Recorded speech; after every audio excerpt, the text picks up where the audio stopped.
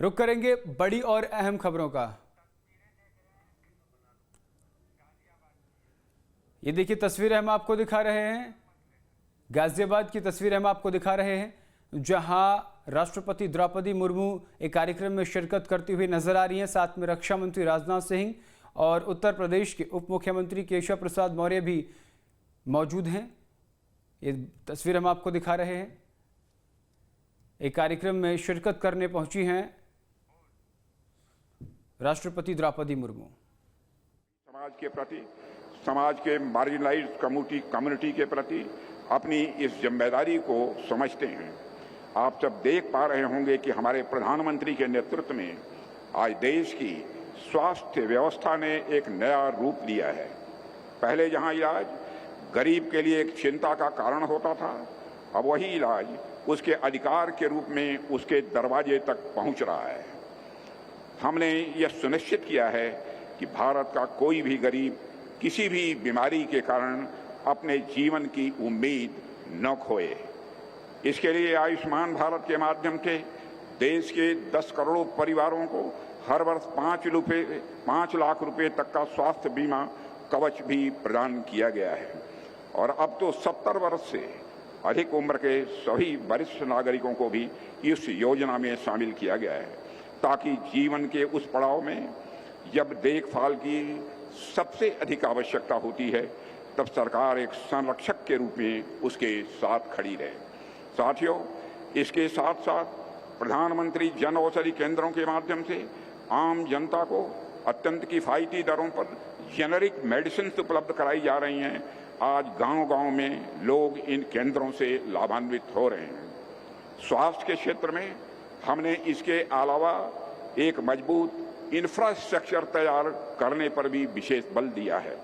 इसके कुछ उदाहरण अगर मैं आपको बताऊं तो आप देखिए, 2014 में जहां देश में 387 मेडिकल कॉलेजेस थे, वहीं आज इनकी संख्या बढ़कर 800 पहुंच चुकी है। 2014 में MBBS की सीटें केवल हमारे देश में 50,000 हुआ करती थी, जो आज बढ़कर 1,20,000 से भी ज्यादा हो गई हैं। साथियों, इसके अलावा 22 नए एम्स की स्थापना का भी निर्णय लिया गया। इनमें से 12 एम्स पूरी तरह कार्यरत हैं और 4 का निर्माण अब कार्य तेजी पर है। जब वे सभी संस्थान पूरी तरह शुरू होंगे, तब भारत की हेल्थ नेटवर्क पहले से कहीं मैं समझता हूं कि अधिक मजबूत होगी। साथियों, हमारे ये सभी प्रयास केवल स्कीम्स या इंफ्रास्ट्रक्चर डेवलपमेंट के प्रतीक नहीं हैं, बल्कि एक कंपैशन और समाज के प्रति यह दायित्व का परिणाम है। हम उस भारत की दिशा में बढ़ रहे हैं जिसका सपना हमारे पूर्वजों ने देखा था, एक ऐसा भारत जो शक्तिशाली भी हो और एक ऐसा भारत जो शक्तिशाली होने के साथ साथ वह स्वस्थ भी हो।